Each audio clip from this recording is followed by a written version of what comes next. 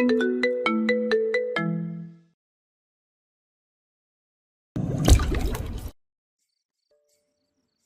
বুক থাকতে মাটিতে পড়বে কেন? আসলে আমি দয়ার পক্ষুনি। নিবিড় রেগে বলল। নিতম্ব এমন একটা লাথি দেব, দয়া সব ফুটে হয়ে বের হয়ে যাবে। মক্কুর মুখটা চুপসে যায়। পাশ থেকে বদি মক্কুর কানে ফিসফিসিয়ে বলে, নিজে করলে লীলা আর আমরা করলে বিলা। দাফন কাজ সুন্দরভাবে হয়ে গেলে ওরা রওনা হলো ক্যাম্পাসের দিকে। জিয়ানার বেশভূষার জন্য ওর ব্যাচে তেমন কেউ আগ বাড়িয়ে মেশাতো দূরে থাক, কথাও বলে না। জিয়ানাও মেয়েদের সাথে তেমন কমফোর্টেবল না। আগে আগে যখন মেলামেশার চেষ্টা করতো দেখা যেত এদের বেশিরভাগই আলাপ বয়ফ্রেন্ড না হয় সাজগোজ আর মেয়েলি পোশাক আশাক নিয়ে। নতুনত্বের কিছু নাই। এদের সাথে আড্ডা দিলে বহির্বিশ্ব দূর কি বা দেশের খবরও জানা যায় না। এদের গণ্ডি অতি সংকীর্ণ। এর চেয়ে চায়ের দোকানের বয়স্কদের আড্ডা ভালো। সেখানে দেশি বিদেশি পলিটিক্স থেকে শুরু করে নেতানি ইয়াহুর বংশের নারী নক্ষত্র বের করে তাকে প্রতি ঘন্টায় কতবার মৃত্যু দেওয়া উচিত সেই হিসেব করা হয়ে যায়। ইন্ডিয়া পাকিস্তানের বর্ডার জটিলতার মীমাংসা হয়। রয়ের এজেন্টদের নানা অপারেশনের সাফল্য আর অসাফল্য বের করা হয়। দেশের পলাতক সিরিয়াল কিলার থেকে শুরু করে আমেরিকার প্রেসিডেন্ট নির্বাচন গিয়ে ঠেকে। একদিনে পুরো বিশ্বব্রহ্মাণ্ড ঘুরে আসা যায়। ঢাকায় মগবাজার যখন থাকতো সেখানে টং দোকানে অনেক মুরব্বীদের সাথে তার সখ্যতা ছিল। ওনারাও জিয়ানাকে খুব পছন্দ করেন, কিন্তু এখানকার সবাই অদ্ভুত চোখে তাকায়। তার বন্ধুবান্ধব বলতে সেই মহিউদ্দিন দাদু, জসিম কাকু, উকিল আঙ্কেল এরাই ছিল। সেবার যখন ইলন মাস্কের রকেট সফলভাবে ল্যান্ড করলো পৃথিবীতে, মহিউদ্দিন দাদু তাদের মিষ্টি খাইয়েছে। দীর্ঘশ্বাস ফেলল জিয়ানা।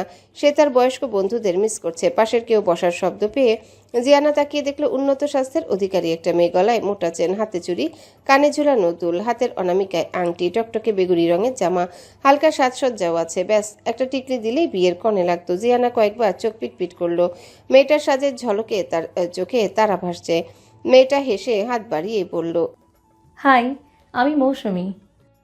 মৌসুমি কারে ভালোবাসো তুমি? ফিক করে হেসে দিয়ে বলল, নিজের জামাইকে। তুমি মনে হয় নতুন। না, 1 সপ্তাহ হয়ে গেছে এসেছি। তুমি নতুন মনে হচ্ছে। আবারও হেসে দিল মৌসুমি। বেশ অদ্ভুত তোমার কথাবার্তা, সাথে পোশাকও। শুক্রিয়া বলবো না? মানে? মানে তুমি কি আমার প্রশংসা করলে নাকি সমালোচনা? আরে, অদ্ভুত মানে ইউনিক, আর ইউনিক মানেই সুন্দর। তাহলে শুক্রিয়া। ভার্সিটিতে তুমি বউ সেজে এসেছো কেন? আবার ফিক করে হেসে দিল মৌসুমি। শ্বশুর বাড়ি থেকে এসেছি, তাই সব পরে আসতে হয়েছে। এই যে এক এক জুয়েলারি শ্বশুরবাড়ির এক এক আত্মীয় দিয়েছে। এখন যদি খুলি তাদেরকে অপমান করা হবে। মান সম্মানের একটা ব্যাপার আছে না? তাই শাশুড়ি সব পরে থাকতেই বলেছেন, বুঝছো? আশ্চর্য, তুমি জুয়েলারি পরে থাকার সাথে তাদের মান সম্মানের কি সম্পর্ক? তাদের মান সম্মান এত ঠুনকো কেন? শ্বশুরবাড়ি গেলে বুঝবা এখানে কত রকম মান সম্মান আছে। বাড়ির বউ দাঁত বের করে হাসলেও মান সম্মান নষ্ট হয়। আরে ব্যাস, দাঁত বের করলে যদি মান সম্মান চলে যায় তাহলে পাত দিলে তো বিশ্ব ব্রহ্মাণ্ড ধ্বংস হয়ে যাবে। মৌসুমি অট্ট হাসি দিয়ে ওঠে। হাসতে হাসতে মেয়েটার চোখের পানি বের হয়ে যাচ্ছে দেখে জিয়ানা আরো বলল, আরে পাত তো অতি প্রাকৃতিক একটা বিষয়, এত হাসার কি আছে? প্রধানমন্ত্রী থেকে পিয়ন, কুইন ভিক্টোরিয়া থেকে আমাদের দেশে হিরো আলম সবাই পাদে। চিল ইয়ার। মৌসুমি কোনো রকম নিজেকে ধাতস্থ করে বলল, ফ্রেন্ড হতে পারি তোমার সাথে? পারিস, তবে জামাই, সংসার আর সাজগোজ নিয়ে কথা বলে অবন্ধ করে দেব। আচ্ছা, আমরা হয় শুরু থেকে না হয় অবন্ধু হই। বলেই দুইজন হাত মিলায়। পরক্ষণেই প্রফেসর ঢোকায়। দুইজন ক্লাসে মনোযোগী হলো। বাজারের এক দোকানের সামনে নিবিড়া ব্রেক নিল চা খাওয়ার জন্যে। চা অর্ডার করে সিগারেট ধরিয়েছে মাত্রই তখনই চলে এলো নিবিড়দের অপোজিট পার্টির লোকজন। এসেই মক্কুর মাথায় ঠেলা দিয়ে বলল, সর নিবিড়ের জাঙ্গিয়া। মক্কুর শরীর রাগে রিরি করে উঠল। বদি হাত ধরে ঠান্ডা হওয়ার ইশারা করে বলল, আরে পাপ্পু ভাইয়ের মোচাচে। গালকাটা মকবুল বদির কথায় কান দিল না। নিবিড়ের দিকে ঘুরে বলল, তোর নিবিড় সাহেব, পুরসভার আর কোনো মেয়ে টেস্ট করা বাকি আছে? বলেই খ্যাক খ্যাক করে হেসে উঠে নিবিড় সিগারেট একটা লম্বা টান দিল। তারপর সেটা ফেলে পায়ের সামনের অংশ পিষে বলল, আছে। তোর বাড়ি মেয়েগুলো? মক্কু আর বদি সহ তার দিকে ছেলেগুলো হৈ হৈ করে উঠল। রাগে গালকাটা মকবুল দাঁড়িয়ে বলে, ক্ষমতায় আছিস ভেবে কি সাপের 5 পা দেখেছিস? হয়, সাপের কয়েক শত পা, না হয় একটাও নেই। অবান্তর জিনিস তোরা দেখিস, নিবিড় দেখে না। বলেই পকেট থেকে টাকা বের করে দোকানদারের সামনে ফেলে চলে যায় বাইকের দিকে। ভাই, মকবুল্লার বার কিন্তু বেশি বাড়ছে, ওরে হালকা কইরা একটা ডলা দেওয়া দরকার না? বাইক থামিয়ে নিবিড় ঘুরে বলল। মশা মেরে যে আমি হাত নোংরা করি না, তুই ভালো করেই জানিস। ঠিক আছে ভাই, বুঝছি, আর বলা লাগবে না। বাইকের ব্রেকে সমস্যা হচ্ছে, তাই নিবিড় নেমে কয়েকটা লাথি দিয়ে বলল। Bastard bike. তারপর হনহন করে সামনে হাঁটা ধরে।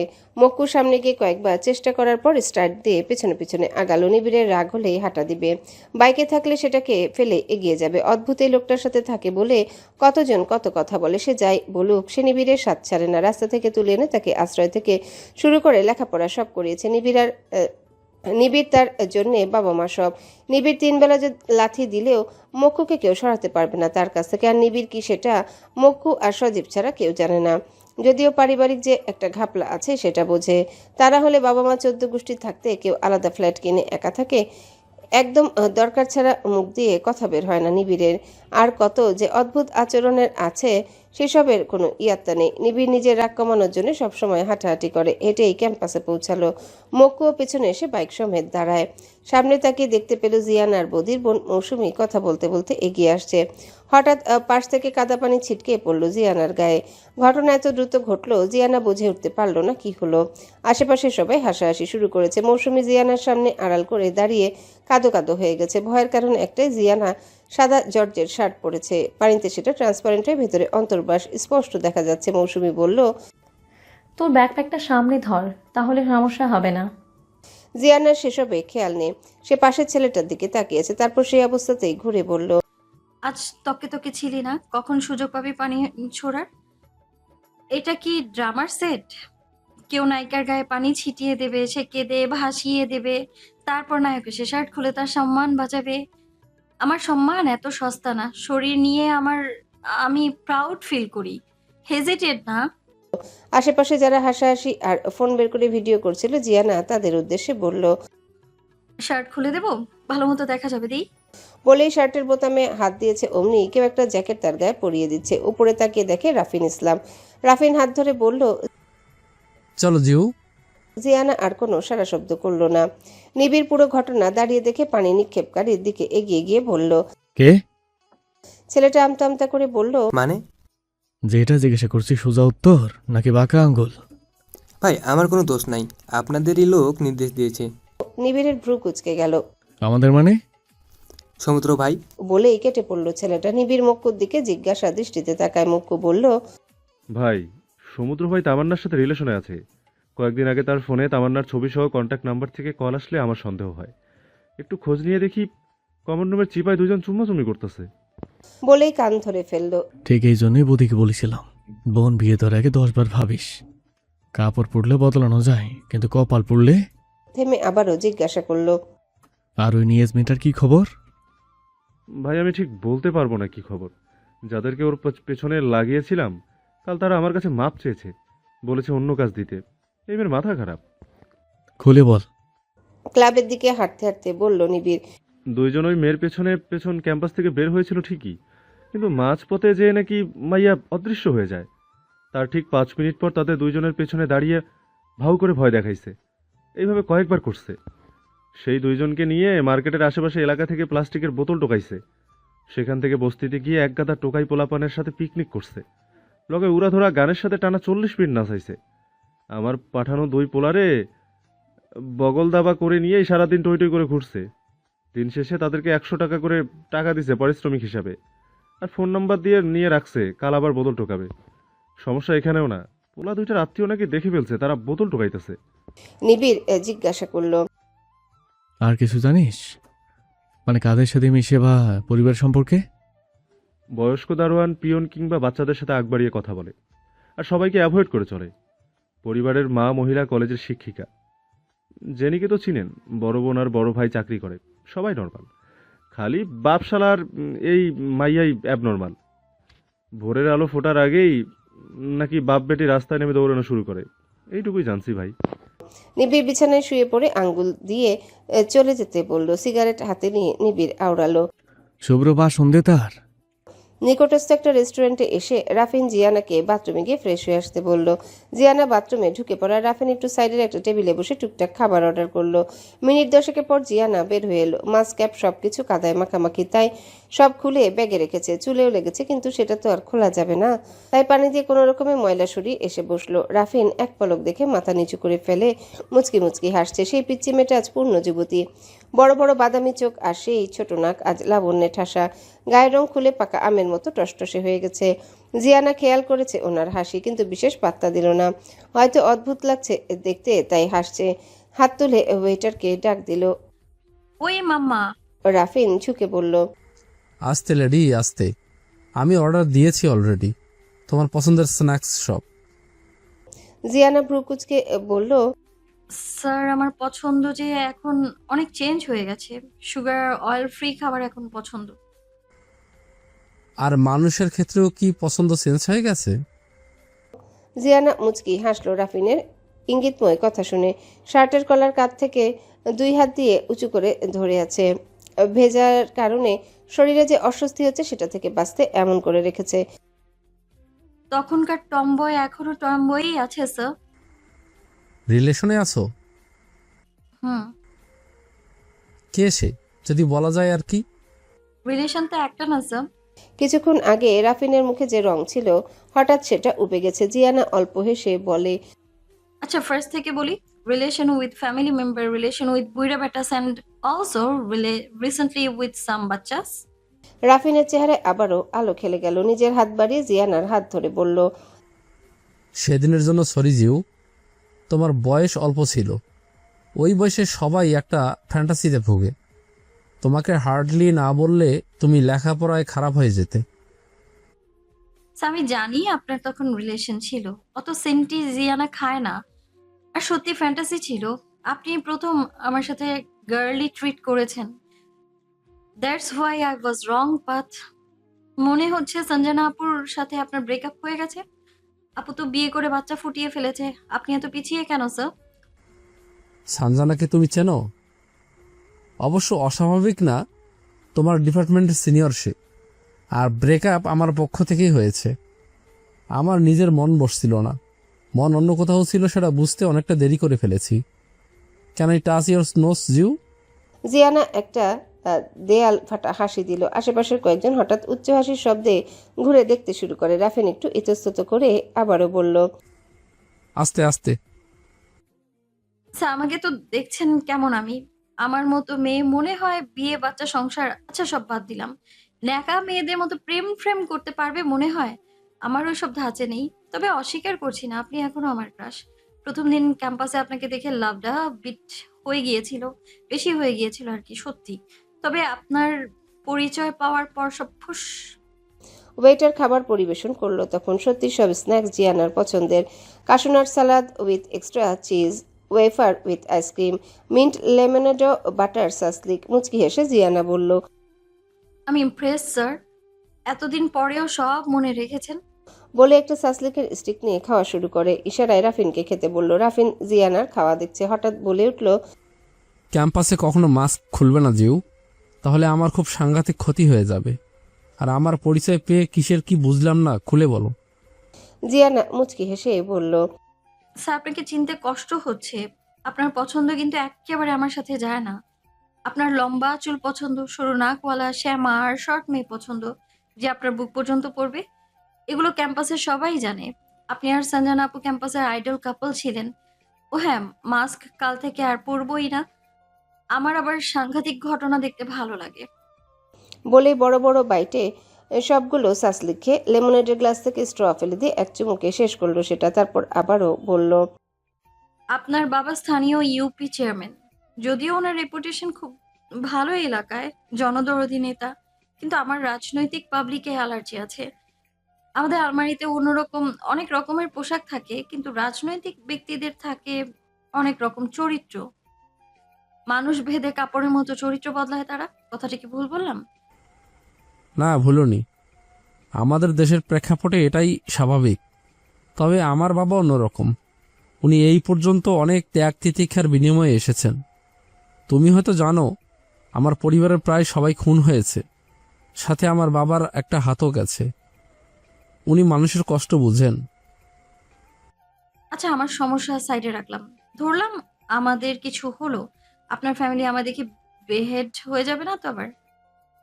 এই পর্যায়ে হো হো করে হেসে দিল রাফিন। তোমার ফেক আইডিটা কিন্তু আমি চিনে ফেলেছি জিউ। অমন সাজে গেলেই কেউ আর বেহেড হবে না। জিয়ানা মুখ চুপসে গেল, যা ধরা খেয়ে গেছে পুরো। তাহলে অফার এখনো আছে? জিয়ানার এই প্রথম নার্ভাস লাগছে, এমন সিচুয়েশনও পড়তে হলো লাইফে। ফট করে চোখ কুচকে নিজেকে আড়ালে চেষ্টা করলো সে। রাফিনের হাসি এতে আরো বেড়ে গেল। বাঘ আর হরিণকে তাড়া করতে করতে একসময় দুজনেই ক্লান্ত হয়ে যায়। তখন হরিণ চিকন একটা গাছের আড়ালে নিজের চোখ আড়াল করে রাখে। কারণটা হলো সে যেহেতু দেখছে না, তাই ভাবে তাকেও কেউ দেখছে না। এখন আমার মনে হচ্ছে তোমার অবস্থাটাও একই। বলে জিয়ানার নাকটা টেনে দিল। অপোজিট টেবিল থেকে উঠে গেল এক ছেলে। ফোনে বলল, ভাই, রাফিন ভাই এই মাইয়ার পূর্ব পরিচিত, আর তাদের মাঝে গভীর কিছু চলে। না মানে শুরু হতে যাইতেছে আর কি। নিবিড় ফোন টেবিলে রেখে চেয়ারে গা এলিয়ে দিয়ে বলল, so let's start the game. কথায় আছে নামে কি যায় আসে, কর্মই আসল পরিচয়। নামেও অনেক কিছু যায় আসে। নাম শুনলে বোঝা যায় ভদ্র আর অভদ্রের লেভেল। এই যেমন নিবিড়ের 2 চালা মুক্কু আর বদি, এই নাম শুনলে ভেতরে বাড়ি খবর চলে যায়। এ কোনো ভদ্রলোকের নাম হতে পারে না, নিশ্চিত রাস্তার পাতিমাস্তান কিংবা কোনো সান্ডুমান্ডুর চেলা। আজকে রেস্টুরেন্ট থেকে মার্কেটে ঢোকার গলির পথে জিয়ানাকে তারা সাহায্য করেছে। সাহায্য না আংশাং কে জানে, হয়তো আবার ফলো করছিল। আর কাকতালীয়ভাবে তখনই জিয়ানা ছিনতাইকারীর খপ্পরে পড়ে। আজ মক্কু আর বদি না থাকলে তার সাইকেল কেনার টাকাটা গোল্লায় যেত। যাই হোক, সাইকেল আগের বারেরটা এখানে পাওয়া যায়নি, অপেক্ষা করাও পসিবল না। অন্য এক মডেলের, যেটা আবার দোকানে রেটের চেয়ে 5,000 টাকা কম দামে পেয়েছে, শুধুমাত্র মক্কু আর বদির জন্যে। দোকানদার পারে নাই 105% ডিসকাউন্ট দিতে। সাইকেল কেনার টাকা থেকে তার 6,000 বেঁচে গেছে। তাই মক্কু আর বদির জন্য একটা গিফট কিনবে বলে প্ল্যান করেছে। জিয়ানা কারো কাছে ঋণী থাকে না, নগদের উপকার নগদেই শোধবোধ। কাদা পানি শরীরে শুকিয়ে গেছে বহু আগে, মাঝে মধ্যে কুটকুট করে চুলকালেও ব্যাপার না। গ্রামের বাড়িতে সাঁতার শেখার সময় ন্যাচারাল সানস্ক্রিন হিসেবে বহু কাদা মেখেছে শরীরে। আজ অনেক দেরি হয়ে গেছে বাসায় ফিরতে, কত ঘন্টা লটকে থাকা লাগবে কে জানে। কিন্তু বাসার দরজা লক দেখে কপালে ভাঁজ পড়ল। তারপর জেনিকে ফোন দিয়ে জানলো তাদের নানুর হঠাৎ শরীর খারাপ করেছে, তারা সবাই সেখানে আছে, ফিরতে রাত হবে। আর তাড়াহুড়ো করে সবাই চলে গেছে, তাই রান্নাও হয়নি। চাবি বাইরের পাদানির নিচে রাখা। জিয়ানারই আজ দিন। গুনগুন করে বাসায় ঢুকলো। নানুর বাসায় সবাই গেলেও জিয়ানা যায় না। বিশেষ কারণে তাদের নানু তাকে পছন্দ করেন না। কেন করেন না কে জানে। জিয়ানাও সেই বুড়িকে দেখতে পারে না। বয়স্ক মানুষ হবে, ধার্মিক, আল্লাহ খোদার নাম জপতে থাকবে, তা না, খালি কুটনামি করে বুড়ি। মামিদের বদনাম তার ঠোঁটের আগায় লেগে থাকে। দাদাবাড়ি বলতে নেই কিছুই।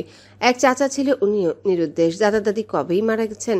থাক সেসব, তার চমৎকার একটা পরিবার আছে না, সাইড ফ্যামিলি, ডাজন্ট ম্যাটার। ব্যাগটা বিছানায় ঢিল দিয়ে রেখে ফটাফট টাওয়েল নিয়ে ওয়াশরুমে ঢুকে গেল। নাক টানার শব্দে বিরক্ত হয়ে নিবিড় কড়া একটা ধমক দিয়ে উঠল। নাটক করার জন্য যদি ফোন দিয়ে থাকেন তাহলে নাটকের স্ক্রিন টাইম অফ। রাখছি বলে ফোন নামাবে, তখন শুনতে পেল, আব্বু একবার আয়, কতদিন দেখি না তোকে, আসবি? আম্মু তোর জন্য রেজালা করেছি, সাথে মিক্স চাটনি। ওই সব ঢং আপনি আবার রক্ষক আর তার ছেলের জন্য করবেন, কাজে দেবে। আমাকে বিরক্ত করতে আসবেন না। বলেই লাইন কেটে ফোনটা দেয়ালে জোরে একটা ঢিল দিল। ভাঙার শব্দে মক্কু দৌড়ে রুমে ঢুকে তাকিয়ে দেখলো ফোন গুড়া গুড়া। খাটের নিচ থেকে একটা শপিং ব্যাগ বের করে ভাঙা ফোন থেকে সিমটা বের করে বাকিটুকু রেখে দিয়ে বলল, 20 নম্বর ফোনের ভাবলীলা সাঙ্গ হলো। ঘুরে চলে আসবে তখন নিবিড় জিজ্ঞাসা করলো, এতক্ষণ কোথায় ছিলে? ভাই, জিয়ানার সাথে সাইকেল কিনতে গিয়ে দেরি হয়েছে। পথে আবার মকবুল্লা এক চেলারে ছিনতাই করার সময় হাতে নাতে ধরছি। এইটারে ডলা দিতে গিয়ে আরো দেরি হয়েছে। তখন প্রবেশ করলো বদি, হাতে ফোনে কিছু একটা চলছে। নিবিড়ের দিকে ফোন বাড়িয়ে দিয়ে বলল, ভাই ভাই ভার্সিটির ট্যালেন্ট হান্ট গ্রুপ থেকে শেয়ার দিচ্ছে। নিবিড় ফোন হাতে নিয়ে থমকালো। কালো কুর্তি আর ঢিলা পায়জামা পরা, মাথায় টাওয়েল পাচানো একটা মেয়ে পটপট করে কথা বলছে। হাই গাইজ, আমি জিয়ানা হক। এটা আমার লাইফের first and last Facebook live, and also লাইফের ফার্স্ট রান্নাঘরে এন্ট্রি। তাই সেটাকে স্মরণীয় করে রাখতে আজ এই live live live echo echo echo. আরে বাবা, এত লাইক কেমতে আইলো রে ভাই? আমি তো চ্যাংস্কৃতিজীবী না। ওকে ফাইন, লাইফ এখন ভাইরালের। আমি যেহেতু আজই ফার্স্ট অ্যান্ড ফ্যামিলির জন্য ডিনারের চিন্তা ভাবনা করেছি, তাই সহজ কোনো আইডিয়া দাও সবাই। দেখি তো কিতা কিতা আছে ঘরে। ফোন একটা ওয়ালে ঠাস দিয়ে রেখে ঘুরে ফিরে দেখছে কি কি আছে আর গাইছে। আগে যদি জানতাম রে বন্ধু তুমি হইবা পর, অনেক আগেই কইতাম তোমায় তাড়াতাড়ি মর। নিবিড় অট্টহাসি দিয়ে ফোন বিছানায় রেখে শুয়ে পড়ল। হেসেই যাচ্ছে সে। বদিয়ার মুখও এতক্ষণ হাসছিল, কিন্তু নিবিড়ের এমন প্রাণখোলা হাসি দেখে তারা থমকালো, চমকালো, সাথে অভিভূত হলো। নিবিড় মুচকি হাসি, বাঁকা হাসি আর শয়তান্না হাসি দেয় অহরহ, কিন্তু এইবার নিয়ে দ্বিতীয়বার জিয়ানার কর্মকাণ্ডে তাদের ভাই এমন প্রাণখোলা হাসি দিল।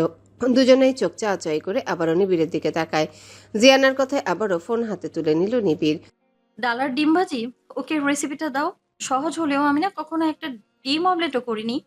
ওয়েট, স্টোভ কিভাবে চালায় সেটাও তো আমি জানি না। জ্বলে ওঠো বাংলার চুলা, গর্জে ওঠো। বলে চুলায় হয়তো মুচড়ামুচড়ি করলো, জ্বলছে না দেখে গাইল। জ্বলে উঠো বাংলার চুলা, গর্জে উঠো। বলার সাথে সাথে ফট করে জ্বলে উঠে চমকে পিছিয়ে গেল। জিয়ানার সাথে নিবিড়েও চমকে সাবধানে। বলে উঠল। এদিকে বদিয়ার মুকুর চোয়াল হা হয়ে ঝুলে গেছে তাদের ভাইয়ের এত মনোযোগ দিয়ে লাইভ দেখার জন্য। সবার সাহায্য নিয়ে জিয়ানা ডিম আর ডাল বসিয়েছে। তার আনাড়িপনা দেখে নিবিড় হেসে কুটি কুটি হয়েছে। জিয়ানা ফ্রিজ খুলে মশলার বাটি বের করলো, ডালে 1 চামচ আদা, পেঁয়াজ আর রসুন বাটা দিয়ে দিল। কমেন্টে সবাই হাই হাই শুরু করলো। আরে মসুরের ডালে বাটা মশলা দেয় না, সে কারো কথায় পাত্তা দিল না। এমনকি ডিমের সাথে বাটা মশলা দিয়ে বলল, তোমরা ডিমে মশলা দাও না দেখেই তো ডিমে গন্ধ যায় না। আজ আমার কাছে থেকে শেখো, অনেক কাজে আসবে। বড় পেঁয়াজকে 4 টুকরা করে ডালে দিয়েছে। রসুন কাটতে গেলে সেটা ভারী জটিল মনে হওয়ায় বাদ দিল। রসুন বাটাই দেওয়া হয়েছে, গোটা দেওয়ার কি দরকার। ডগমগ করে রান্না সে 30 মিনিটে শেষ করলো। ডালের কালার অতি পানসে হয়। রান্না করার পর 1 চামচ হলুদ দিল। সবাই এখন উল্টাপাল্টা মজার কমেন্ট করছে। জিয়ানা সবারটা ফলো করতে গিয়ে এই গোলমাল করে ফেলছে। 1 চামচ খেয়ে জানাও কেমন হয়েছে খেতে। জিয়ানা এই কমেন্টস পড়ে 1 চামচ মুখে দিয়ে ব্লা করে ফেলে দিয়ে বলল, বন্ধুরা, আমার এখন বিয়ার গেলসের মতো বলতে ইচ্ছে হচ্ছে, অতি জঘন্য খেতে। এই খাবার খেয়ে বেঁচে থাকলেও দেখা হবে না, মরে গেলেও তো নাই। আল্লাহ হাফেজ। বলেই কেটে দিল। নিবিড়ের হাসি হঠাৎ করে বন্ধ হয়ে গেল। সে কি এতক্ষণ এই দুইজনের সামনে দাঁত কেলিয়েছে? ঘুরে বদি আর মুক্কুর দিকে তাকালো। তারা দুইজন নিবিড়ের দিক থেকে ফট করে নিজেদের দিকে তাকে একে অন্যের পিঠ চুলকানো শুরু করলো। মুক্কু বলল, ডাইনে ডাইনে আর একটু উপরে, ওইখানেই দে। আরাম। আলহাজ মামুন ইসলাম দেখা করতে এসেছেন স্থানীয় সংসদের হুইপের সাথে, কিন্তু উনি ভেতরে বাড়ি ব্যস্ত। ঘণ্টা দেড়েক থেকে অপেক্ষায় বসা 1900 আরও কয়েকজন ইউপি চেয়ারম্যান আছেন। ওনার সেক্রেটারি আশরাফ এসে কানে কানে জানালেন, রাফিন স্যারকে ক্যাম্পাসের বাহিরের একটা রেস্টুরেন্টে ছেলেরূপী একজন মেয়ের সাথে দেখা গেছে। উনি ইশারা করলেন নজর রাখতে। তখনই ভেতর থেকে বের হয়ে আসলো একজন জনপ্রিয় চিত্রনায়িকা। আলহাজ মামুন বাঁকা হাসলেন, তারপর আশরাফকে বললেন, একদম কষা কষা করে রান্না চাই আশরাফ, অনেকদিন পর সুযোগ হলো। হয়ে যাবে স্যার।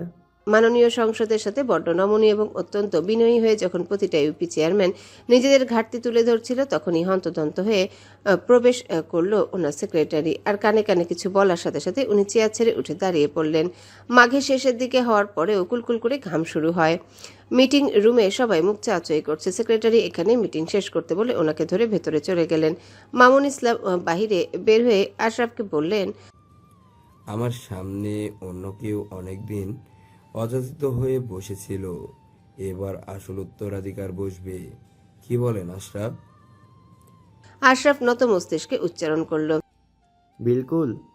সারা শহরে তুলকালাম পড়ে গেছে মাননীয় সংসদ সদস্য রেজাউল সরকার আর চিত্রনায়িকা রুমঝুমের গোপন ভিডিও পাস। এই এক হেডলাইনের জন্য হাতে হাতে মোবাইল, সবাই একই জিনিস দেখে চলেছে। উপর মহলে খবর পৌঁছাতে বেশি সময় লাগলো না। পরের দিনই তাকে ডাকা হলো কেন্দ্রীয় পার্টি অফিসে। সেখান থেকে যা ব্যবস্থা সেটা নেওয়া হবে। নিবিড়ের কাছে খবর পৌঁছালো কিছুটা দেরিতে। খবর শুনে ছুটে চলল। আজ মুক্কু নাগালে পেল না তাকে। নিবিড়ের সাথে রেজাউল সরকারের সম্পর্ক ভালো। উনি নিজ হাতে নিবিড়কে তৈরি করেছেন। নিবিড়ের কয়েক সেকেন্ডও লাগেনি বুঝতে এর পেছনে কার হাত। মামুনুল ইসলামের যে চেয়ারম্যানের চেয়ার আর ভালো লাগছে না সেটা বুঝেছিল আগে। জাতীয় নির্বাচনের লোভ ওনার বহুদিনের, কিন্তু নিবিড় বেঁচে থাকতে তা হতে দিতে পারে না। রাজ্যে অনেক গভীর, সেদিকে তার খেয়ালই নেই। বাজার পার হয়ে শুনশান রাস্তায় ওঠার পর টনক নড়ল অদূরে অন্য একটা বাইক তাকে ফলো করছে। বাইকের গতি বাড়িয়ে শটানে একবারে গিয়ে থামলো এমপির বাড়ির গেটের সামনে। দারোয়ান ঘুমে ঝিমাচ্ছিল। বাইকের শব্দে দফা করে উঠে সালাম দিয়ে গেট খুলে দিল। ততক্ষণে পেছনের বাইকও চলে এসেছে কাছে। মক্কু আর সমুদ্র। নিবিড় মুচকি হাসলো। ভাগ্য করে কিছু বন্ধু পেয়েছে, মরতে গেলেও সাথে যাবে। নিবিড়কে এগিয়ে অপেক্ষা করতে হলো না। ওয়েটিং রুমেই ছিলেন রেজাউল সরকার। নিবিড়কে দেখে এগিয়ে এসে বললেন, তোমার অপেক্ষায় ছিলাম। কি এক মুসিবত বলো, এই বয়সে এসে এমন এক কেলেঙ্কারির হলো, পার্টি অফিসে মুখ দেখাতেও লজ্জা লাগছে। খুলে বলুন তো কি ঘটেছিল? নিবিড় সোফায় বসতে বসতে জিজ্ঞাসা করলো, কিছুদিন থেকে এক নায়িকা ফোন দিচ্ছে, ওনাদের এক এনজিওর জন্য অনুদান লাগবে। আজ ফ্রি ছিলাম, তাই আসতে বলেছি। এখন রুম নিয়ে ঢুকেই সে বলল গরম লাগছে, এসি দিতে। শীতের দিন, তাই এসির রিমোট কোন চিপায় কে জানে। তবুও আমি ডয়ারগুলোতে খোঁজা শুরু করি, না পেয়ে ভাবলাম ফ্যানটাই ছেড়ে দিই। তারপর ফ্যান দেওয়ার পর আমি ওনার চেয়ার ক্রস করে আসার সময় ওনার শাড়ির আঁচল আমার হাতে কেমনে জানি বেঁধে কাঁধ থেকে খুলে পড়ে। সেই শাড়ির আঁচল আমার হাতের কাছে ছবি ভাইরাল। আমার মেয়েটার সামনে বিয়ে। এমন এক সময় ষড়যন্ত্রের শিকার হলাম। ঘর আর বাহির সব জায়গাতেই ছিছি ডাক উঠে গেছে। নিবিড় নীরব সব শুনে জিজ্ঞাসা করলো, সেই নেকের স্টেটমেন্ট নিলেই তো সব জল পরিষ্কার হয়ে যায়। সমস্যা তো এখানেই, তাকে পাওয়া যাচ্ছে না। এখন যদি মার্ডার টার্ডার হয়, সব দায় পড়বে আমার ওপর। আপনার সিসি ক্যামেরার কি হলো? কাকতালীয়ভাবে দুদিন থেকে সেটাও নষ্ট। নিবিড় উঠে দাঁড়ালো আর বলল, আমার শত্রু তো আপনার ঘরেই। অ্যাসিস্ট্যান্টকে ডাকুন। সে ছাড়া তো আপনার অনুপস্থিতিতে এই রুমে কেউ আসে না। এই সিসি ক্যামেরা নষ্ট হওয়ার কোনো কাকতালীয় ঘটনা না। না না, ও তো ছিলই না 2 দিন, ছুটিতে ছিল। আজই এসেছে। Now I am sure she is a tutor. ডাকুন, একটু বাজিয়ে দেখি। এমপি হাঁক ছাড়লে এসে উপস্থিত হয় সেক্রেটারি আজমল আহমেদ। নিবিড় ডানে বামে গেল না, সরাসরি জিজ্ঞাসা করলো, চেয়ারম্যান সাহেব সেদিনের ডিনার আপনাকে কি উপহার দিয়েছে মিস্টার আজমল আহমেদ? ডিনারের ব্যাপারটা তো কারো জানার কথা না, তবুও বলল, হঠাৎ রাস্তায় দেখা হয়ে গেল, উনি ছাড়লেন না, তাই ডিনার করতে হলো। আপনার পিতা খুবই ভালো মানুষ।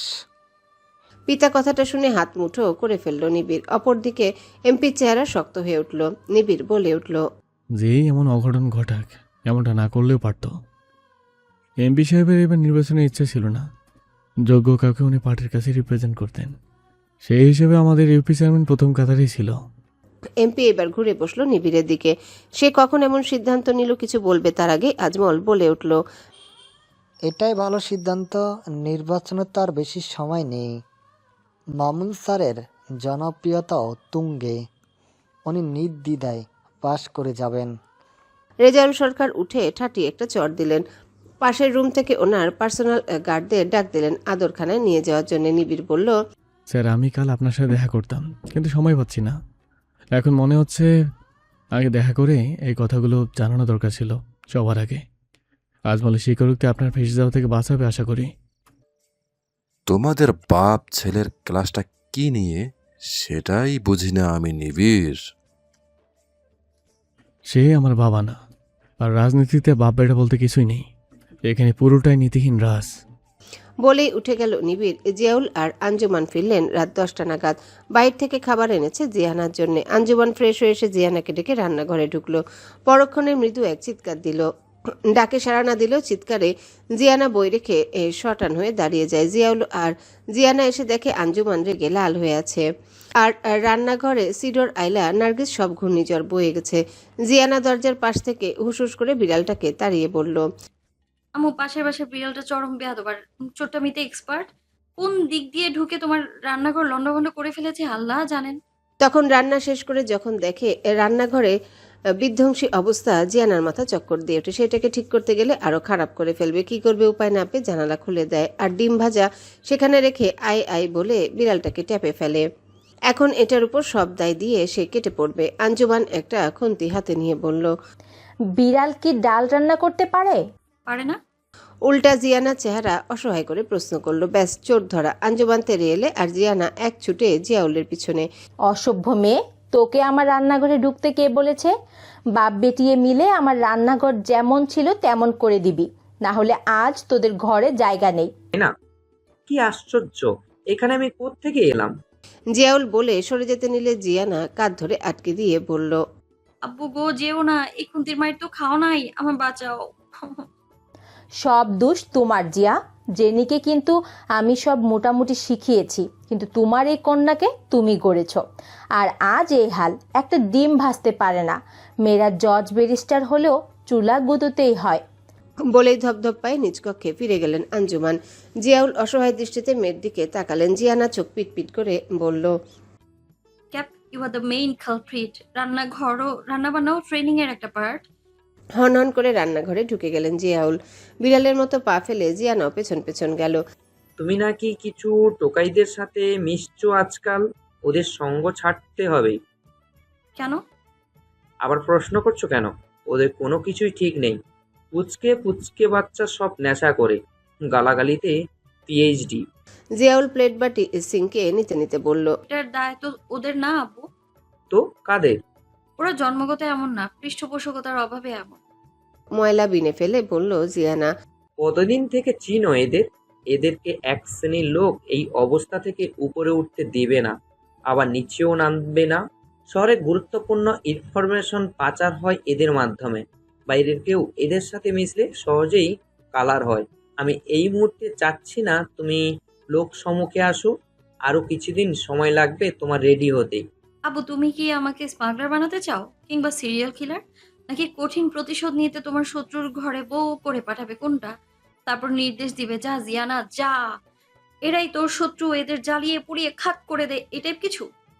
কোমরে হাত দিয়ে প্রশ্ন করলো জিয়ানা। ফিক করে হেসে দিলেন জিয়াউল হক। তারপর বললেন, জীবন নাটকের চেয়েও নাটকীয়। আমরা আমাদের সামনের কিছুই দেখতে পারি না, আবার পিছনের অনেক কিছু সম্পর্কে জানি না। অতীত আর ভবিষ্যৎ যখন সামনে এসে দাঁড়াবে, আমরা সাধারণ মানুষ প্যানিক হয়ে যাই। কিন্তু যারা কুল হেডেড, অনেক অবজারভ্যান্ট, তাদের কিন্তু ভেতরের ঘাবড়ানো প্রকাশ পায় না। আর শত্রুরা ঠিক এইখানে গিয়েই এলোমেলো হয়ে যায়। কারণ যাকে আঘাত করার জন্য এত আয়োজন, সে যদি থাকে নিষ্ক্রিয়, তাহলে শত্রুর উদ্দেশ্যে 50% সেখানেই শেষ হয়ে যায়। আপু, আমার চমৎকার এই লাইফে কার নজর লাগবে বলো তো? আমার জীবনে কোনো নাটক সিনেমার জায়গাই নেই। তবে একটা সিন অলরেডি হয়ে গেছে। তুমি বলেছো কাউকেই 50%-এর উপর বিশ্বাস না করতে, কিন্তু রাফিন স্যারকে না আবার বিশ্বাস করতে ইচ্ছে হয় আমার। রাফিন স্যারকে তোমার মনে আছে? জিয়াউল তরাক করে ঘুরে গেলেন জিয়ানার দিকে। রাফিন ইসলাম। জিয়ানা মাথা ওপর নিচ করলো। রাফিনের পরিচয় জানিস? সে কিন্তু চেয়ারম্যানের পালিত পুত্র। পালিত? তবে তো ভালোই হলো। আপাতত দূরে থাকে এসব থেকে। রাফিনের যে আসল বাবা রূপক মণ্ডল, যার কথা নীলুফা বলেছিল, তার ছেলে। পুলিশের মতে সেই দিনে হত্যাকাণ্ডে রূপকের লাশও ছিল, কিন্তু পত্রিকায় লাশের ছবি দেখে কোথাও রূপকের মতো বডি নীলু খুঁজে পায়নি। চেয়ারম্যান হচ্ছে তোর নীলুফা চাচির ভাই। আমার এই এলাকার আসার একমাত্র উদ্দেশ্য কিন্তু এই পরিবার। আমার ভাই আর নীলুর খোঁজ নেওয়ার একমাত্র মাধ্যম চেয়ারম্যান নিজে। জিউ তোকে আগেই বলেছিলাম না? কিন্তু উনি এই ব্যাপারে কারোর সাথেই কোনো প্রকার কথা বলেন না। ওনার নাকি প্যানিক অ্যাটাক হয়। চাচি নিখোঁজ এটা শুনেই ওনার ভাই নিশ্চয় চুপচাপ বসেছিলেন না? কারণ পরিবারের সবাইকে হারিয়ে একমাত্র বোনকে পাওয়ার জন্য ওনার তো অনেক দূর যাওয়ার কথা। আচ্ছা, তুই যদি এখন নিজেকে রেডি মনে করিস, তাহলে জিউ একটা কাজ দিব তোকে। এই প্রথম তার পার্টির ছেলেপেলের ডিটেলস বের করে দিতে পারবি? হ্যাঁ পারবো, ওদের সাথে আমার পরিচয় হয়েছে। সব নর্মাল, তবে ওদের যে মাথা সুখ নীল নিবিড়, সে খুব চালু চিজ। চোখ মুখ শার্প আর স্থির থাকে অলওয়েজ। আর অবশ্যই ওভার থিঙ্কার। কি নাম বলি? সুখ? তোদের ক্যাম্পাসেই পড়ে? পরে কি আদু ভাই? বয়স তো কমপক্ষে 27-28 হবে, এখনো ঝুলে আছে। আচ্ছা, পার্সোনালি আমি সুখের সাথে কথা বলবো, কারণ নীলুফা বারবার বলতো তার একমাত্র ভাতিজা সুখ বেঁচে আছে। আর একটা অ্যালার্ম হচ্ছে ওভার থিঙ্কার যারা তারা কিন্তু প্রচন্ড অবজারভেন্ট হয়। চট করে তাদের সামনে কেউ মিথ্যা বলতে পারে না, সত্য মিথ্যা তারা সহজেই ধরে ফেলে। সাভার থানার কিছু কিছু ইউনিয়ন এখনো একেবারে গ্রাম।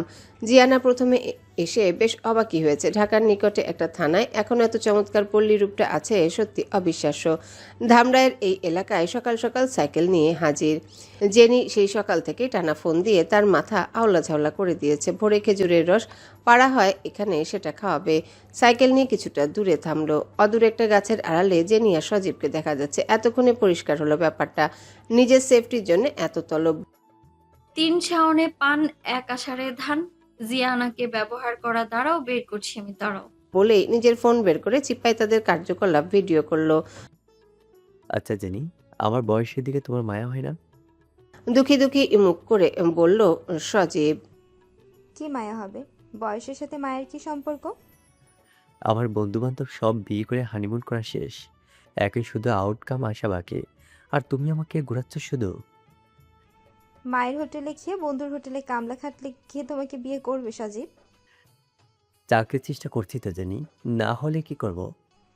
সারাদিন ক্লাবে আড্ডা দেওয়া, এই তোমার চেষ্টা? আজকাল নাকি ড্রিঙ্কসও করছো। কবে না জানি বন্ধুর মতো মেয়ে নিয়ে রুমে ঢুকে যাবে। লা হাওলা ওয়ালা কুওয়াতা ইল্লা বিল্লাহ। এত অবিশ্বাস?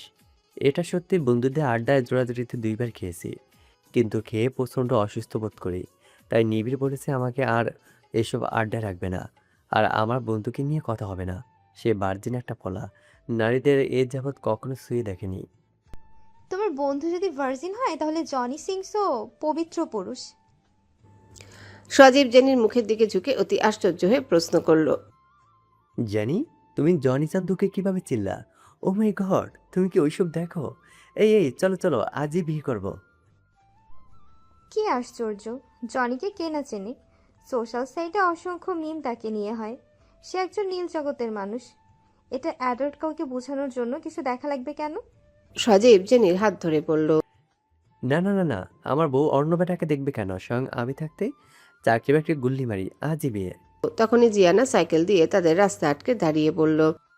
কি ব্রো, চিপায় চাপায় রোমান্স করা হয়নি? হ্যাঁ, এখন টানাটানি শুরু করেছেন? জেনি চোখ রাঙিয়ে শাসানোর চেষ্টা করলো। জিয়ানা ওইসবের পাত্তা না দিয়ে জিজ্ঞাসা করলো। খেজুরের রস নাকি প্রেমিকা? কোন উদ্দেশ্যে এই সকাল সকাল আমার স্বাদের ঘুমটা ভাঙানো হলো মশাই? তারপর হাতের ফোন বের করে সামনে দেখিয়ে বলল। আপনি তোমাদের গোপন ভিডিও।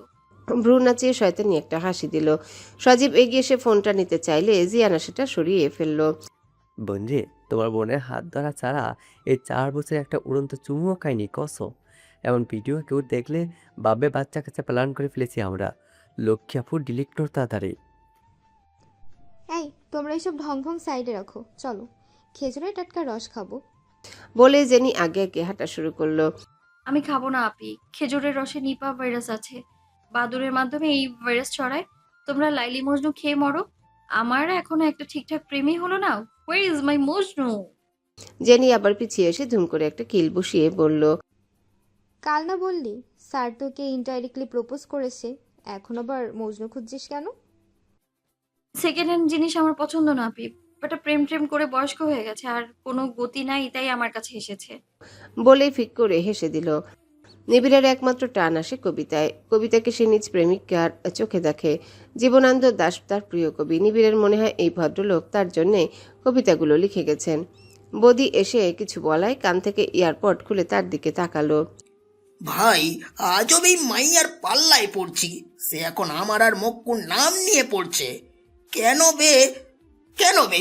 তুই মাইয়ার মতো থাক না, না হয় নিজ রাস্তায় চল।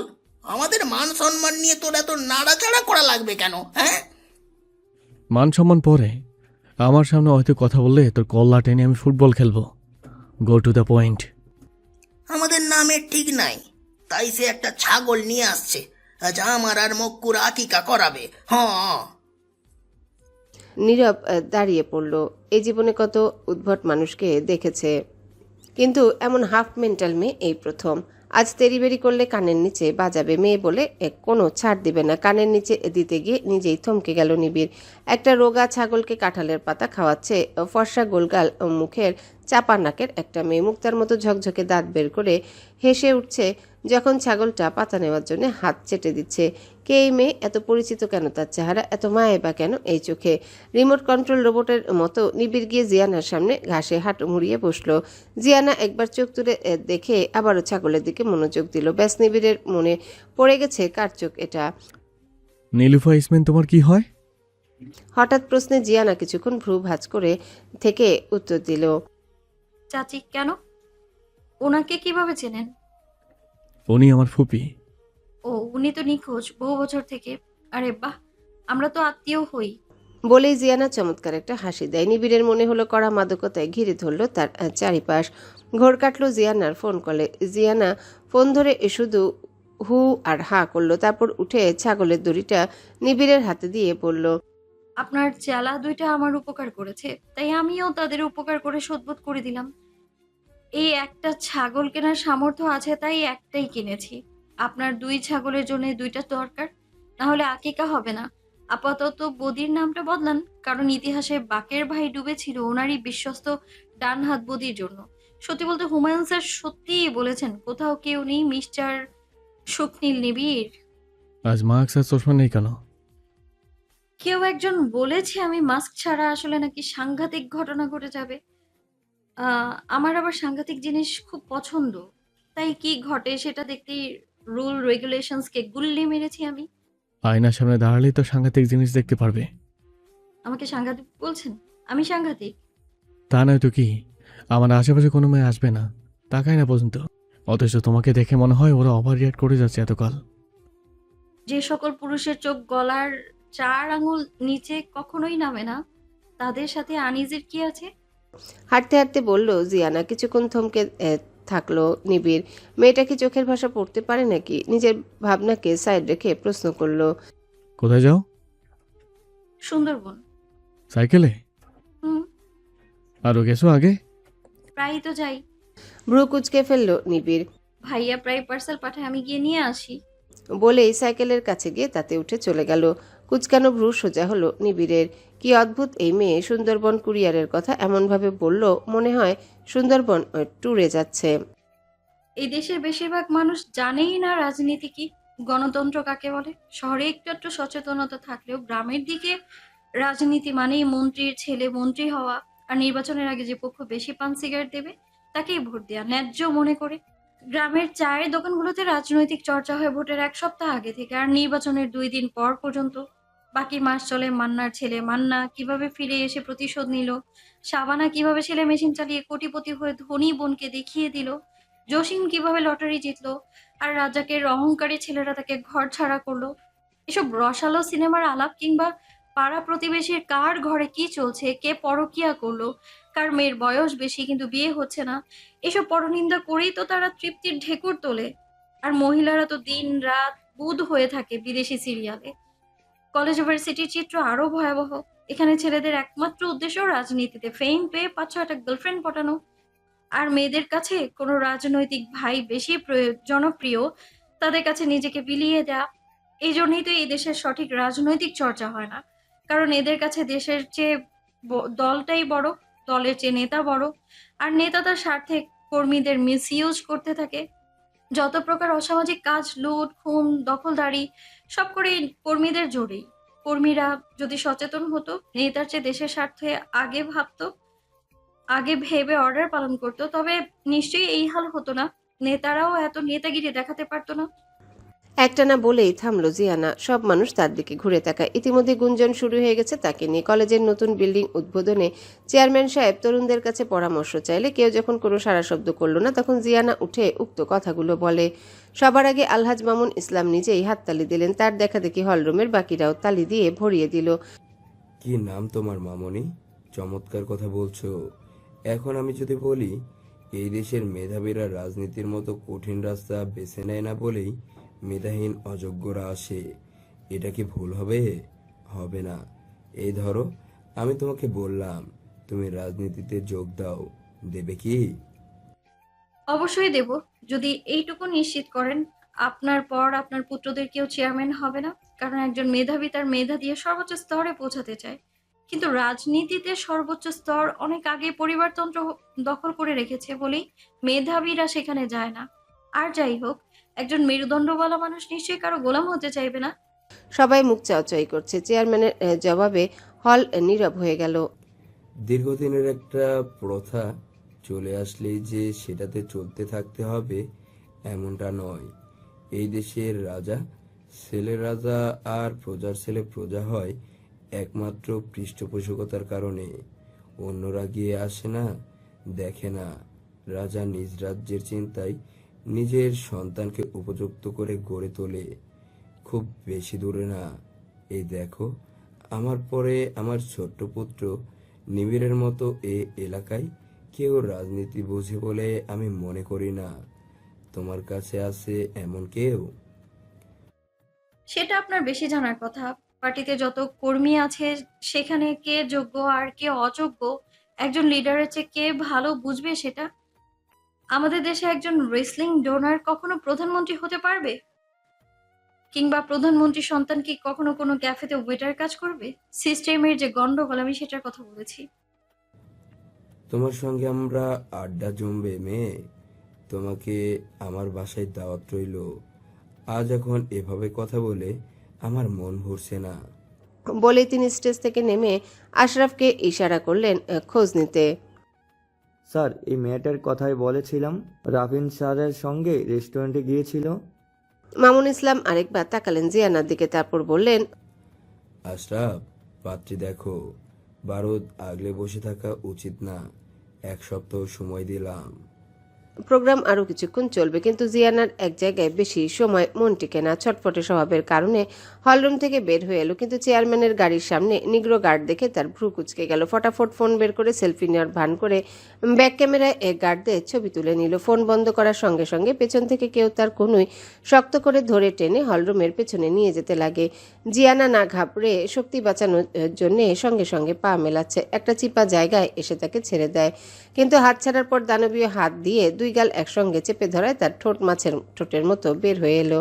এমন সিরিয়াস মুহূর্তে নিজের চেহারার কথা মনে পড়ে ফিক করে হেসে দেয় জিয়ানা। হঠাৎ আক্রমণে কোনো মেয়ে না ঘাবড়ে বরং হাসছে দেখে নিবিড় নিটল চোখে তাকিয়ে রইল তার মুখের দিকে। আপনি কি আমার প্রেমে পড়ে গেছেন কাবলিওয়ালা? দেখুন, আগে ভাগেই বলে দিচ্ছি, পোশাক আশাকে আধুনিক মেয়ে হলেও আমি কিন্তু এসব প্রেম টেমে বিশ্বাসী না। যদি করতেই হয় বিয়ে করব। আর সব জামাইয়ের জন্য তোলা, এভাবে চিপায় আনবেন না। আমার আবার মুখ হাত পা সব চলে। বুলেট 3rd লাইন বরাবর মেরে দিলে প্রতি রাতে আর কোনো রমণী তো দূরের কথা, কোনো রমণও কাছে আসবে না। বলেই আবারও হাসলো। তোর সাহস দেখে দিন দিন আমি অবাক হচ্ছি। এতদিন ভাবতাম তুমি যথেষ্ট বিচক্ষণ একটা মেয়ে, কিন্তু তোমার আসলে কোনো বাস্তব জ্ঞানই নেই। জখের বসে সব বলা আর করা তোমার কাজ। চেয়ারম্যান সাহেব বের হওয়ার সময় তাকে সরি বলবে, এর বাইরে আর কোনো একটা শব্দ না। তোর গার্ডদের যে ছবি তুলেছ সেটা ডিলিট করো। ফোন দাও, কুইক। জিয়ানা খেয়াল করলো নিবিড় তার দিকে তাকিয়ে কথা বলছে না। 2 প্রকার লোক চোখের দিকে তাকিয়ে কথা বলে না। এক যারা কিছু লুকিয়ে কথা বলে, 2 যারা মিথ্যা বলে। এই মুহূর্তে নিবিড়কে দেখে মনে হচ্ছে না সে মিথ্যা বলছে। পরিস্থিতি স্বাভাবিক করতে জিয়ানা বলল, গার্ডগুলোর সাইজ, আই মিন হাইট আর পোশাক দেখে ভালো লেগেছে, তবে ছবি নিয়েছি আমি, তাই কিছু। এতে এত রিয়াক্ট করা কি আছে? এখনই ডিলিট করছি। সে গ্যালারি থেকে ছবি ডিলিট করলো। নিবিড় ফোন নিয়ে রিসাইকেল বিন থেকেও ডিলিট করলো। পড়াশোনা করতে এসেছো, সেটা করে এই এলাকা থেকে বিদায় হবে। অন্য কিছুতে এত মাতব্বর করতে যেও না। এটাই ফার্স্ট আর লাস্ট ওয়ার্নিং, মনে থাকবে? জিয়ানা মাথা ডানে বামে নাড়িয়ে না বুঝালো। মনে থাকবে না এই ওয়ার্নিং এর না গিয়ে সে বলে বসলো, আপনার নামের সঙ্গে আপনার কাজের মিল নেই। নিবিড় মানে কঠিন, কিন্তু আপনার চেহারা তো স্বচ্ছ জলের মতো। সুরমা কাবলি পরে যতই ভং ধরেন, ভালোভাবে লক্ষ্য করলে বোঝা যায় সব নাটকের স্ক্রিপ্ট। ওয়ার্নিং দেওয়ার জন্য শুক্রিয়া। বলে বের হয়ে যায়। পেছনে বিমূর্ত নিবিড় দাঁড়িয়ে রইল। তাকেও কেউ পড়তে পারবে এই ভণ্ড দুনিয়ায়, সেটা কাল পর্যন্ত অবাস্তব ঠেকলেও আজ যেন চরম বাস্তব। জিয়ানা মেন গেটের কাছাকাছি যাওয়ার আগে কেউ জিউ বলে ডাকলো। পেছনে ফিরে দেখে রাফিন ইসলাম দ্রুত পায়ে হেঁটে আসছে। কাছে এসে বলল, বাবা তোমার খুব প্রশংসা করলো। এই ক্যাম্পাসে এমন লাউড ভয়েস কোনো ছেলেরই নেই। সেখানে মেয়ে হয়ে তুমি সরাসরি চ্যালেঞ্জ ছুড়ে দিয়েছো।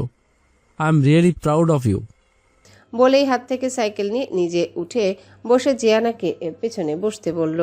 কাল বিলম্ব না করে জিয়ানা উঠে বসলো। স্যার, আশেপাশে নদী বা খালতে কিছু থাকলে সেদিকে চলুন। তার গলা বেশ মলিন। রাফিন কোনো কথা না বলে সেদিকে চলল। নিবিড় তাদের ঠিক পেছন পেছন গিয়ে টং দোকানে করিম চাচাকে চা দিতে বলল। পরক্ষণেই চেঁচিয়ে উঠে, কিসের বালের চা বানাও? চা কি বাগানে পয়দা করে নিয়ে আসছো? 1 ঘন্টা লাগে চা বানাতে? করিম চাচা বুঝলো আজ বাপজানের মাথা গরম, তাই দ্রুত হাত চালায়। সরু এক মরা নদীর বাঁকে অরুণের বিদায়ের বেলা মন কেমন করা সময়টাতে সবকিছু বিষাদময় লাগছে জিয়ানার। অদূরে পাখির দল ক্লান্ত শ্লান্ত হয়ে সারাদিনের পর আপন নীড়ে ফিরে যাচ্ছে। তার আজ ফিরতে মন চাচ্ছে না। মনে হচ্ছে অদৃশ্য শেকড় গজিয়ে গেছে, এখান থেকে আর নড়তে ইচ্ছা করছে না। বেশ অনেকক্ষণ চুপচাপ বসে থাকার পর রাফিন নিজেই জিজ্ঞাসা করল। মন খারাপ? জিয়ানা মাথা নেড়ে না বলল। তাহলে খারাপ মানুষকে খারাপ আর ভালো মানুষকে ভালো দেখতেই আমরা অভ্যস্ত, কিন্তু যখনই একজন খারাপ মানুষ ভালো আচরণ শুরু করে, ব্যাপারটা আমরা সহজে কেন নিতে পারি না স্যার? ডুবন্ত সূর্যের দিকে তাকিয়ে জিজ্ঞাসা করল জিয়ানা। মানব মস্তিষ্ক খুবই জটিল। ছোট্ট একটা অংশ শরীরের, কিন্তু সারাটা শরীর চালায়। তার ফাংশন সে নিজেই মাঝে মধ্যে বুঝতে পারে না বলেই এমনটা হয়। অতি স্বাভাবিকভাবে নিলে দেখবে কিছুই না ব্যাপারটা, কারণ রক্ত থেকে শুরু করে প্রতিটা নিউরনে প্রতিনিয়ত পরিবর্তন হচ্ছে। তাহলে মানুষের স্বভাবের পরিবর্তন সেখানে অতি স্বাভাবিক না? সারাদিন শেষে এই সময়টাতে আমার খুব বিষণ্ণ লাগে। জিয়ানা এক মনে বলল। আজ লাগার কারণ? আজ কি কোনো বিশেষ দিন যে লাগবে না? আমি পাশে আছি, তবুও বিশেষ না। ফিল্মি কিংবা কবি সাহিত্যিকদের মতো তো আমি না, তাই আমার কাছে বিশেষ মানুষ আছে বলেই যে বিশেষ মুহূর্ত এটা মনে হয় না। তাহলে স্বীকার করছো আমি বিশেষ কেউ? অস্বীকার করবো কেন? আচ্ছা স্যার, আপনার বয়স কত? বলবো না, পরে তুমি বয়সের দোহাই দিয়ে কেটে পড়বে। আপনার ভাই, ছোট ভাই যদি বুড়ো আদু ভাই হয়, আপনার কম হলেও তো 30। জিয়ানা রাফিনের দিকে তাকিয়ে প্রশ্ন করে। আমার 31 আর নিবিড়ের 29, আর সে আমার আপন ভাই না। Wait, what? আপনি তো আমার স্যার আঙ্কেল। দাঁড়িয়ে প্যান্ট ছেড়ে বলল জিয়ানা। হো হো করে হেসে দিয়ে রাফিন বলল। তুমি যখন ক্লাস 9-এ তখন আমি মাস্টার্স করছি। এতদিনে এই কথা বলছো? ভেরি ব্যাড জিউ। জিয়ানা 2 হাত জোড়া করে বলল। মুঝে ক্ষমা কর দো শিক্ষক জি। দিনের শেষ আলোয় রাফিন জিয়ানার দিকে তাকিয়ে তার দুষ্টুমাখা মুখের দিকে তাকিয়ে জিজ্ঞাসা করে। তোমাকে একবার জড়িয়ে ধরতে পারি জিয়ানা? জিয়ানা একটু ইতস্তত করে বলল। স্যার, আমি এইসব সম্পর্কে বিশ্বাস করি না। প্রণয় ঘটিত এই সম্পর্কগুলো একদম কচু পাতার পানি, আজ আছে কাল নেই, ফালতু ইনভেস্টমেন্ট শুধু। আপনি নিজেকে দিয়েই দেখুন না। সঞ্জনা আপু প্রায় এসে গদগদ হয়ে আমাদের দেখাতো আপনার দেয়া শাড়ি, চুড়ি, নানান ধরনের গিফট, আর সেগুলো নিশ্চয়ই এখন তাকে লুকিয়ে রাখতে হয়, কিংবা সেই জিনিসগুলোই তার হৃদয়ে রক্তক্ষরণ সৃষ্টি করে। আমি আমার হাজবেন্ডকে জড়িয়ে ধরে ফিল করতে চাই একজন পুরুষের সান্নিধ্য কেমন লাগে। আপনার অনুরোধ রাখতে পারলাম না, আমি দুঃখিত। আবেগের বয়সে কেউ এভাবে ভাবতে পারে না। যারা পারে কিংবা একটু প্র্যাকটিক্যালি চলে, তাদের কিন্তু পরবর্তী জীবনে সত্যি এর কষ্ট কম হয়। রাফিন নিজেও একযুগ বড় হয়ে আজ এই ছোট্ট মেয়েটার কাছে কঠিন বাস্তবতা শিখলো, আর একবার প্রেমেও পড়লো। রাফিনের দৃষ্টি দেখে জিয়ানা বলল। স্যার, আপনি কি ওইসব পুরুষদের মতো উল্টাপাল্টা কিছু ইমাজিন করছেন? প্লিজ এভাবে তাকিয়ে থাকবেন না। শুকনো কাশি শুরু হলো রাফিনের। তোমার মুখে কিছু আটকায় না জিউ?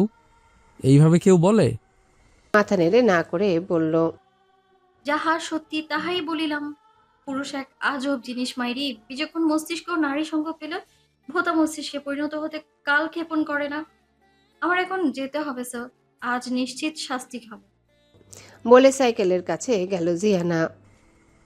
আমি তোমাকে পছন্দ করি জিয়ানা হক, শুধু পছন্দ না, ভালোবাসি অনেক বেশি। সেই পড়ার টেবিলে বসা বাচ্চা মেয়েটার ভোলা ভালা চেহারা আমার মন মস্তিষ্কে সিল মেরে দিয়েছে। কতবার বহুবার তাকে সরাতে গিয়েও সরেনি। তার কাপা হাতের লেখা সেই চিরকুট আমাকে ঘুমাতে দেয়নি। প্রচণ্ড সুন্দরী এক প্রেমিকাও আমাকে ভুলাতে পারেনি। আজ আমার স্বীকার করতে কোনো দ্বিধা নেই, এমন পাগল উদ্ভট স্ট্রেট ফরওয়ার্ড মেয়েটাকে আমি এতকাল ভালোবেসে এসেছি, কোনো প্রতিদান ছাড়াই, যার জন্য মন আর মস্তিষ্ক দুটোই অপেক্ষা করছে। প্লিজ আমার সঙ্গে সহজ হও। আমি জানি তুমিও আমাকে পছন্দ করো। প্রেমে পড়লেই তাকে বিয়ে করতে হয় না স্যার। সমরেশ মজুমদার কি বলেছেন জানেন?